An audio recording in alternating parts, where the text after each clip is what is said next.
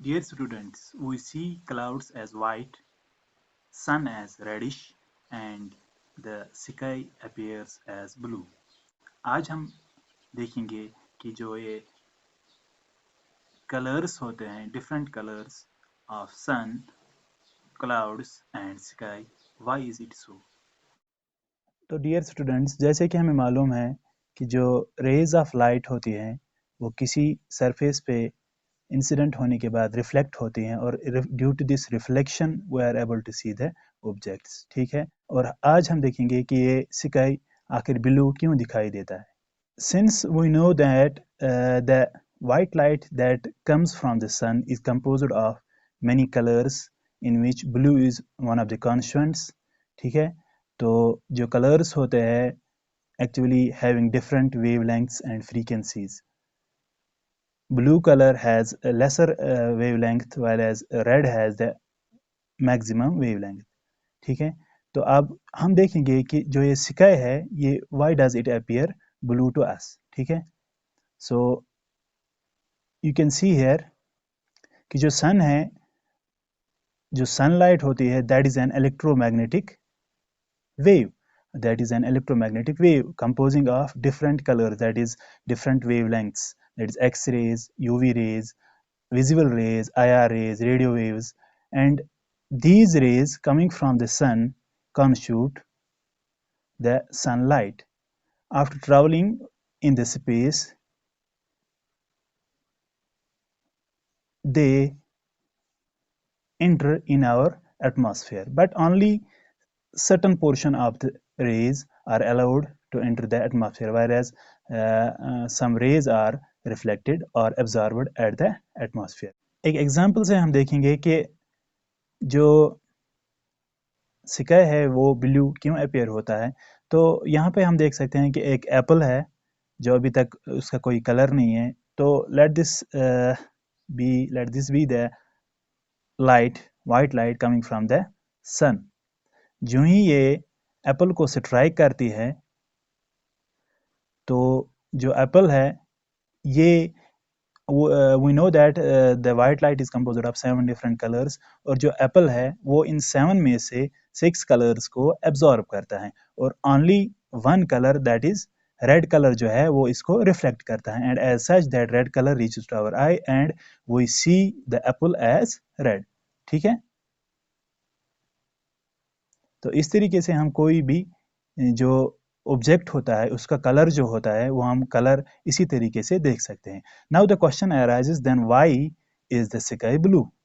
To answer this question हम ऐसे देख सकते हैं कि जो हमारा अर्थ होता है that earth is enclosed bye atmosphere, और जो हमारा एटमॉस्फेयर है that is heterogeneous and it is composed of many gases, that is carbon dioxide, oxygen, and dust particles, tiny water droplets are present in our atmosphere that makes it a heterogeneous envelope around the earth's surface। ठीक है ना, तो एक scientist था जिसका नाम था Lord relay. तो जो ये लॉर्ड रिले था इसने क्या कहा कि जो white light coming from the sun जो ही ये इंटर होती है हमारे एटमॉस्फेयर में, तो हमारे एटमॉस्फेयर में ये इंटरेक्ट करती हैं किनके साथ, दीज डिफरेंट टाइनी पार्टिकल्स। ठीक है, तो जो ही ये वाइट लाइट इन एटम्स और मॉलिक्यूल्स पे इंसिडेंट होती हैं, ये पार्टिकल्स क्या करते हैं, ये पार्टिकल्स इस लाइट को स्कैटर करते हैं।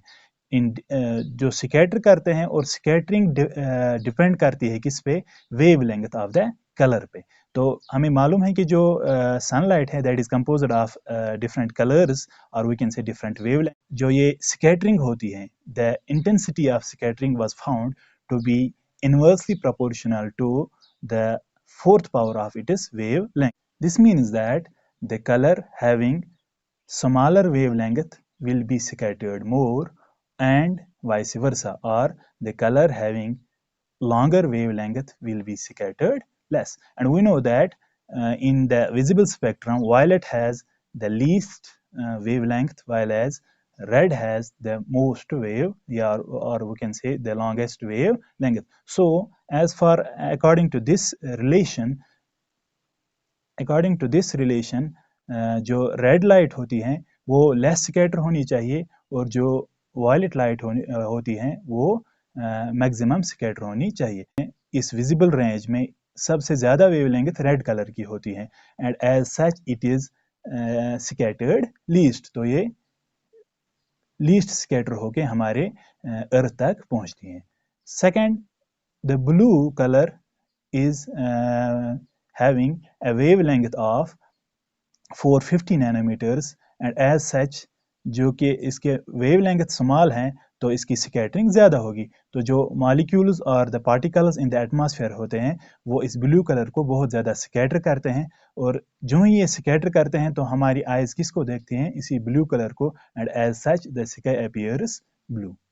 ठीक है, बट यहाँ पे क्वेश्चन अराइज होता है कि वायलेट जो है उसको ब्लू से भी लेस वेवलेंथ है। दैट मीन्स जो वायलेट है इट हैज़ 380 नैनोमीटर्स वेवलेंथ, तो ये इसका जो स्कैटरिंग होना चाहिए वो सबसे ज़्यादा होना चाहिए। फिर हमें जो एटमॉस्फेयर है और we can say the sky है, स्काई अपीयर होना चाहिए एज वायलेट, तो वायलेट क्यों नहीं अपीयर होता है? तो इसका आंसर ये है कि जो सन है, जो भी incident rays coming from the sun होती हैं उसमें जो ब्लू कलर होता है that is in majority proportion than the violet colour. Second reason is that cone cells are mainly sensitive to red, green and blue. ठीक है, red, green and blue colour. तो जो इसी वजह से हमें जो परसेप्शन ऑफ वायलेट लाइट होती है वो बहुत ही कम होती है। That means we can see less violet as compared to blue. That is why sky appears blue instead of violet. Now the question is, why is the sun and the sky reddish orange during sunset and sunrise?